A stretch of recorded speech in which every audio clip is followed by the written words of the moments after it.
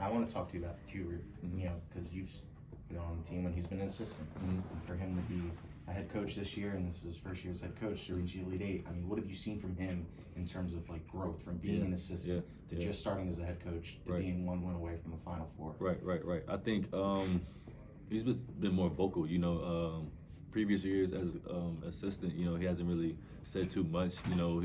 He'll come in hot on us if we're starting the game slow, getting punched in the mouth kind of thing. He'll come into the locker room, let us know what's going on, and then he'll just be quiet like the rest of the day kind of thing. But him as a head coach, obviously he has to be the captain of the ship. He's letting everyone know like what to do. Super vocal. He's always been like a really good motivator. So, and I feel like he can really hang his hat on being a motivator because he really gets us going. So yeah. Was it like a good cop, bad cop thing when he was the assistant? You feel like you go to him and express absolutely, your problems absolutely. Now it's can. now you got to suck everything up. You got to be ready to go when your number's called, kind of thing. Do you notice any similarities between him and Roy?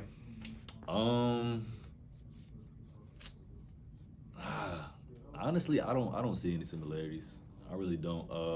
I feel like Coach Williams is more of like the X's and O's and like the genius behind the playbook kind of thing. I feel like Coach Davis, like I said, is just like a hell of a motivator. He really just gets you going, and he knows we have the talent. He wants to instill that in us mentally, so we get that chip on our shoulder too.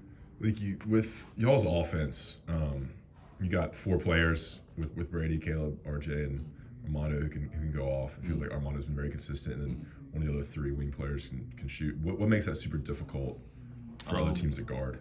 In the tournament, you've had 30, 30, and 28. Yeah, obviously, any one of those guys can have breakout for a big night. Say one game Caleb goes for 30 or whatever. The next game he's not playing so well. RJ will step it up. He'll go for 30 kind of thing. And Brady's gonna be Brady. He'll go for 30. It's hard to cover. You really gotta pick your poison on who do you want to beat you kind of thing out there. And we have so many weapons offensively.